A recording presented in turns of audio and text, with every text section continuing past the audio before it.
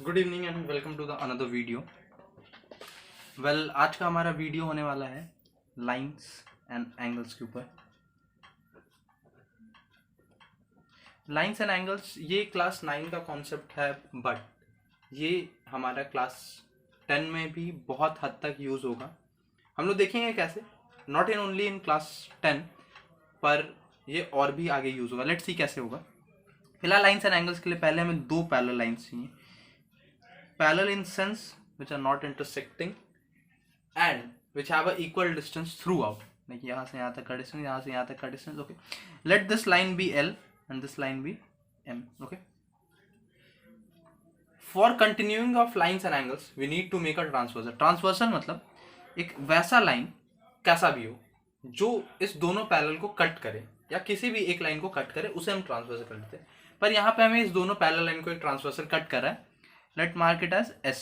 Okay, if you will notice it is forming 8 angles, 1 2 3 4 5 6 7 और 8. we will name it like 1 2 3 4 5 6 7 and 8. I will assure you कि अगर आप एक angle भी जानते, कोई भी एक एंगल, इन 8 एंगल में से कोई भी अगर आप एक एंगल जानते, you will be able to find out all the angles. कैसे? we will see. It has rules, it has laws. Okay, it has 4 laws and we will see it differently. First rule, what rule number 1 says? Rule number 1 says that angle 1 and angle 3, that means from a line when the transversal cuts, the opposite angles will be equal. The opposite angles will be equal. So we can say that number 1, angle 1 is equals to angle 3. We can say that. Number 2, what we can say that angle 2 is equals to angle 4. Of course, this will be equals to this. It has a name. That is called vertically opposite angle. VOA, vertically opposite angle. Okay. Third, what will be? Angle 5 will be equals to angle 7. Definitely it will be equal. Angle 5 will be equals to angle 7. And next, what it will be? Next, 6 will be equals to 8. Angle 6 will be equals to angle 8. All because of vertically opposite angle, VOA property. It is called property of lines and angles. Property of lines and angles. So what it is called?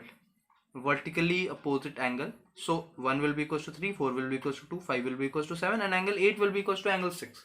So this is the first rule. Let's come to the second part. Rule number 2. What it says? It says that angle 1, this angle, will be equals to angle 5. Angle 1 will be equals to angle 5. This is called corresponding angle. Corresponding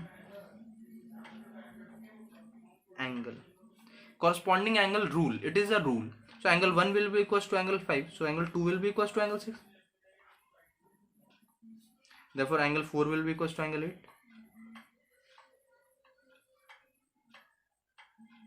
Therefore angle 3 will be equals to angle 7.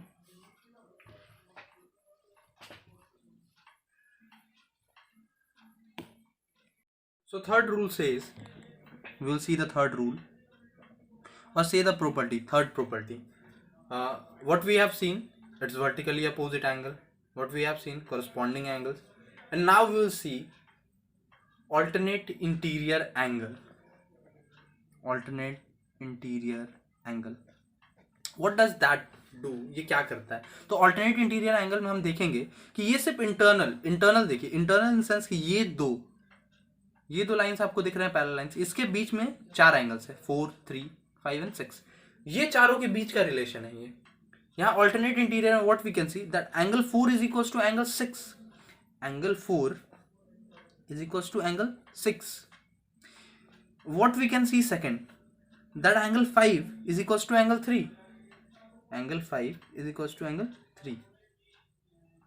So this is called alternate interior, यहाँ पे दो ही जो होता है. Next we will come to rule number 4. Rule number 4 और you can say property number 4. अब alternate interior angle आया है तो ऑल्टरनेट एक्सटीरियर एंगल भी होगा. So that is alternate exterior angle. Exterior angle क्या काम करता है कि यही दोनों पैरेलल लाइंस के बाहर के जो एंगल्स है, like angle 1, angle 2 and angle 8 and 7, इनके बीच में एक relation. So it is alternate in sense that 2 will be equals to 8, therefore angle 2 is equals to angle 8, and here angle 1 will be equals to angle 7. angle 1 is equals to angle 7. You can notice one thing कि हर angle एक दूसरे से similar है. Like if we take angle 1, आप देखिए angle 1 का relation कितने angles के साथ है. एंगल 1 एक बार, 2 बार, 3 बार. एंगल 1 3 से 5 से और 7 से इक्वल है. एंगल 1 3 से 5 से और 7 से इक्वल है. यही एंगल 2 पे आते हैं. एंगल 2 का भी तीन एंगल से रिलेशन होगा. Angle 2 will be equals to angle 4 and angle 2 will be equals to angle 6 and angle 2 will be equals to angle 8. आप देख सकते हैं angle 2 is equals to angle 4, angle 2 is equals to angle 8 and angle 2 is equals to angle 6. हर तरीके से सारे angles का एक दूसरे के साथ रिलेशन होगा. मतलब अगर हमें कोई एक एंगल मिल जाता है, for example we will do a question like just take this angle as 30 degree. Okay, if this angle 1 is equals to 30 degree, then angle 3 will be equals to 30 degree. If angle 3 is equals to 30 degree, then angle 5 will be equals to 30 degree. Then angle 7 will be also equals to 30 degree. Just mark it. This angle is 30 degree. This angle is 30 degree. This angle is 30 degree. Let's do with properties. This angle is equals to 30 degree. Then this angle by vertically opposite angle property, angle will be equals to 30 degree. अगर ये angle 30 है तो ये vertically opposite angle से 30 degree हो जाएगा. अगर ये एंगल 30 है तो अल्टरनेट इंटीरियर एंगल से ये एंगल भी 30 डिग्री हो जाएगा. और अगर ये एंगल 30 डिग्री है तो ये एंगल भी वर्टिकली अपोजिट से 30 डिग्री हो, या फिर आप यहाँ से देख सकते हैं कॉरस्पॉन्डिंग एंगल, तो ये 30 डिग्री हो जाएगा. ओके, अब आप बोलिएगा कि यू गॉट 4 एंगल्स, 1 2 3 4, आपने 4 एंगल फाइंड आउट कर दिया, बाकी का 4 क्या. तो if you will see it is a straight line, तो यहाँ पे एंगल सम प्रॉपर्टी या फिर आप कह सकते हैं लीनियर पेयर का काम आएगा. हमारे पास एक जो सबसे महत्वपूर्ण चीज है लीनियर पेयर क्या कहता है कि अगर एक लाइन है तो उसमें जितने भी एंगल्स होंगे वो सारे एंगल्स का सम 180 डिग्री के बराबर होगा. मतलब sum of all angles in a line will be equals to 180 degree. यानी angle 1 plus angle 2 will be equals to 180 degree. Angle 3 plus 4 will be equals to 180, 5 plus 6 will be 180 and 8 plus 7 will be 180 degree. तो angle 1 plus 2 will be 180 degree. अगर हम ऐसा देखते हैं that angle 1 plus angle 2 is equals to 180 degree. तो हमारे पास angle 1 है 30 degree, angle 1 हमारे पास 30 डिग्री है, plus angle 2 is equals to 180 degree. Therefore angle 2 will be equals to 150 degree. It is possible. तो एंगल 1 मिल गया हमें, एंगल 2 मिल गया 150 डिग्री.